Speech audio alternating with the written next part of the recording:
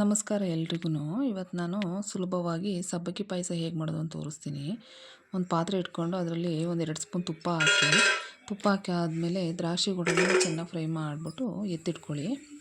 ಮತ್ತು ಅದೇ ಪಾತ್ರೆಗೇ ಇನ್ನೊಂದು 2 ಸ್ಪೂನ್ ತುಪ್ಪ ಹಾಕಿ ಸಬ್ಬಕ್ಕಿ ಹಾಕ್ಕೊಂಡು ಚೆನ್ನಾಗಿ ಫ್ರೈ ಮಾಡಿ.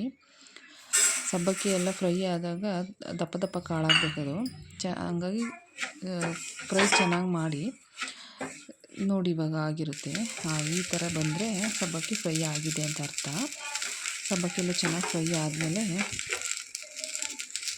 ಅದಕ್ಕೆ ನಾನು 1.5 2 ಲೋಟ ಹಾಲು ಹಾಕ್ಕೊಳ್ತೀನಿ. ಹಾಲು ಹಾಕಿ ಚೆನ್ನಾಗಿ ಬೇಯಿಸ್ಬೇಕು. ಅದಕ್ಕೆ ಚೆನ್ನಾಗಿ ಬೇಯಿಸಿದ್ರೆ ಅದು ಮತ್ತೆ ಹಾಯ್ಕೊಳ್ಳುತ್ತೆ ಹಾಲೊಳಗಡೆ. ಆವಾಗ ಚೆನ್ನಾಗಿ ಬೆಂದಿದೆ ಅಂತ ಅರ್ಥ. ಅದಾದಮೇಲೆ ಅದಕ್ಕೆ ನಾನೊಂದು 3/4 ಬಟ್ಲು ಸಕ್ಕರೆ ಹಾಕಿದ್ದೀನಿ. ಸಕ್ಕರೆ ಹಾಕಿ ಚೆನ್ನಾಗಿ ಒಂದು 5 ನಿಮಿಷ ಸಕ್ಕರೆ ಕರಗೋಗ್ಬಿಡಿ. ಅದಾದಮೇಲೆ ಏಲಕ್ಕಿ ಪೌಡ್ರ್ ಹಾಕಿ, ಆಮೇಲೆ ಹುರಿದಿಟ್ಕೊಂಡಿರೋ ದ್ರಾಕ್ಷಿ ಗೋಡಂಬಿ ಹಾಕಿ, ಅದಕ್ಕೊಂದು 4-5 ಲವಂಗ ಹಾಕ್ಬಿಟ್ಟು ಚೆನ್ನಾಗಿ ಮಿಕ್ಸ್ ಮಾಡಿ ಒಂದು 5 ನಿಮಿಷ ಕುದಿಯೋಕ್ಕೆ ಬಿಡಿ. ಅದನ್ನು ಸಿಮ್ಮಲ್ಲೇ ಇಟ್ಟು ಕುದಿಯೋಕ್ಕೆ ಬಿಟ್ಟಾದಮೇಲೆ ಚೆನ್ನಾಗದು ಹಾಲಿನ ಜೊತೆ ಬೆರ್ತಿರುತ್ತೆ. ಆವಾಗ ಸಬ್ಬಕ್ಕಿ ಪಾಯಸ ರೆಡಿಯಾಗಿರುತ್ತೆ. ನೀವು ಮಾಡಿ ನೋಡಿ. ತುಂಬ ಈಸಿಯಾಗಿ ಮಾಡ್ಬೋದು. ಚೆನ್ನಾಗಿರುತ್ತೆ ಟೇಸ್ಟ್.